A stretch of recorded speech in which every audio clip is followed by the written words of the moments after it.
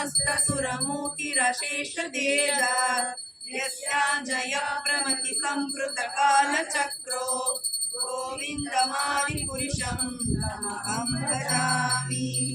धर्मोदपापनिचयानुदयः सवांसि ब्रह्मादिकीडभगवदाग्रस्य जीवा यत्तमात्रविभव प्रकटप्रभाव गोविन्दमादिपुरुषं तमहं भजामि। यस्मिन् प्रकोपमदवेन्द्रमहोस्वकर्मा सन्तानरूपबलभाजनमागनोति कर्माणि निर्दहति किन्तु च भक्तिभाजां गोविन्दमादिपुरुषं तमहं भजामि। यं क्रोधकामसगजप्रणयानि भीति वात्सल्यमोघगुरुगौरवसेव्यभावै सञ्चिन्त्य दश्यश्रीन्दनुमामुखेते गोविन्दमादिपुरुषं तमहं भजामि।